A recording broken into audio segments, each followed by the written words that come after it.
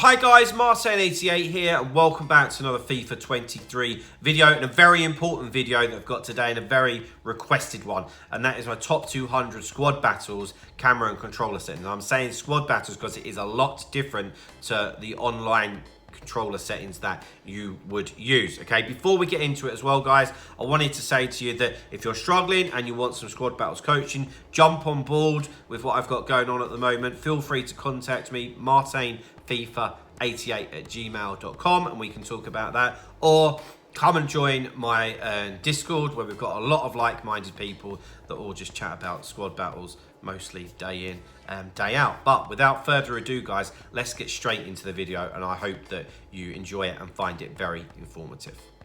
Okay, let's get straight into the settings themselves then and have a look at what's going on, because it's a big difference to online. Okay, and over the years I've had to dig quite deep, talk to different pro players and research it, because for what we want for squad battles is quite a lot different, and there's not many people out there that will be able to give you that knowledge basically. So I hope you appreciate the effort. So if you're playing online, this competitive master switch will be on, which means you have no choice over the matter with those grayed out options below: auto clearances, flare pass, auto shots, you can see. But if you read the description down below, it's always enabled in online competitive game modes, but for squad battles it's offline. So you can see I'm actually in a squad battles game now to show you that it's true and that it's real. Like, I can adapt to this. If you're in a game of rivals, you can't do this, all right? So the competitive master switch is off, which means that you have the choice of playing around with these different features, all right? So that's what I'm going to take you through now. Right, agile dribbling, I have on. Auto clearances, I have on. Reason for that is that if you're in a situation, I think the goalkeepers is a good example of this, or maybe a ball gets fizzed across the face of goal and they'll clear it for you. Rarely does it ever happen in a situation where you would just have it covered. So I think, why not? And I think that a lot of you guys struggle with that a little bit anyway. Auto flare passes though, I have off. I've got no interest with that at all. Like, I just want to play normal passes, but that's personal preference. You can have it on or off. Auto shots, have it on, right? So this would be a situation where you've just hit a shot, it's parried out really quickly to your striker's feet who's 3 yards from goal, and he'll toe poke it in. Yeah, it doesn't happen that much. It used to back in the day, not so much anymore. But you might as well have it on. That doesn't mean, obviously, that they're going to be taking shots from 25 yards. You can see in the description it says when you have a very short reaction time and you're within the 6-yard box. So why not? Assisted headers, yes, have on. Now this is where we might have a contrast of opinion. I like to have my jockeying on manual because I'm very good at it. And the way that we defend on squad battles, we rely on pushing them out wide and jockeying with the fullbacks a lot. And I don't find that with assisted you quite have that the sensitivity on the controller that you need to perform it at its best. So I'll have it on manual, I really would. Right, okay. Now we're going into the features that would be offered to you whether you were online or offline. Okay, so through ball assistance, semi, FIFA trainer, obviously you just want that off, don't you? Even if you're new to FIFA, that's just an eyesore. You don't want that. You're better off looking on YouTube for advice. Timed finishing, right. If you're somebody that has it nailed down, and I mean nailed, not sometimes that you can do it, have it on. If not, just flipping get rid of it, because if you don't ever use it, but sometimes you get in a bit of a muddle with your buttons, it's going to think you're trying to do a timed finish, where if it's not on, that won't happen, okay? I don't even use timed finishing, and it has never, ever been a problem to me with my results. So if you can do it very well, then terrific. If not, don't worry, I have it switched off. Next player switch indicator, I like that. That's on. I think actually something for you guys that would be really good to have on.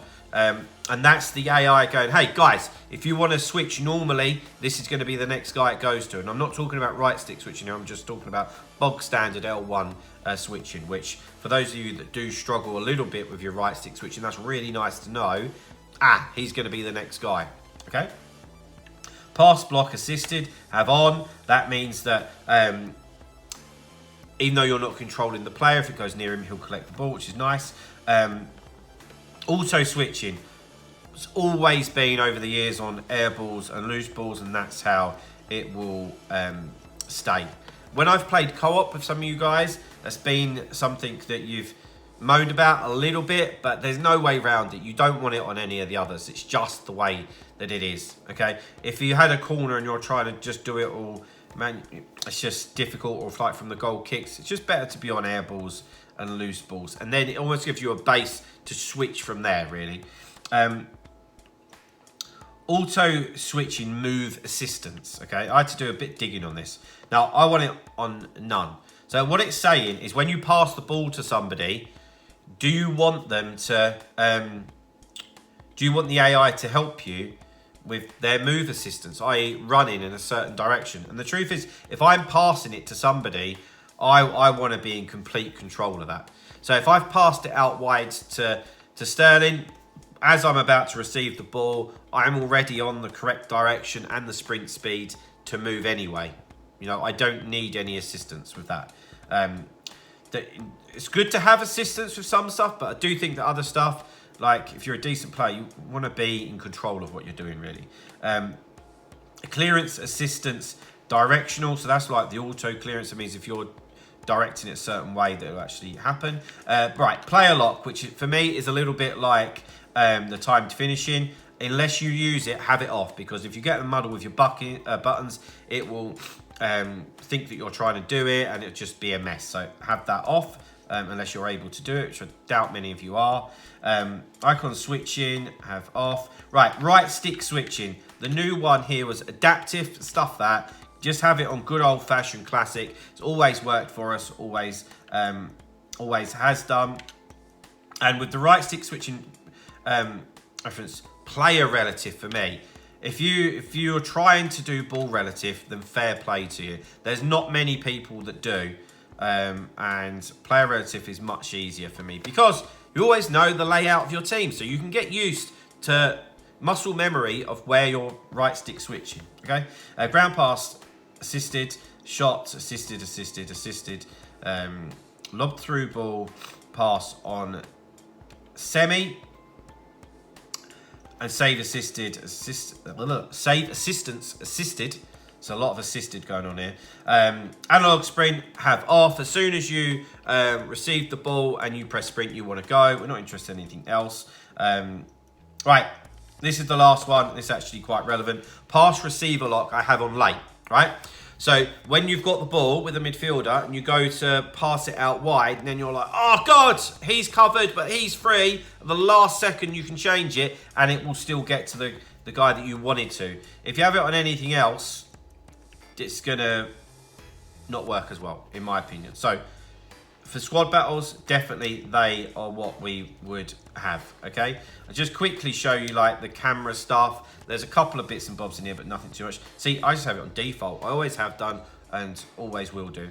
Tele-broadcast and co-op are options that you could have, but this is what I have. Right, and visually there are a couple as well. Okay, so... Okay, with the radar, there seems to be a bit of a glitch here. And that's even just changed there. So, I have my radar colour on blue and red. I always play in the Ipswich kit, which I know is blue. So I set it as blue and red, so that it's fixed, yeah? Because if not, that can be a real, head messer, to be honest with you.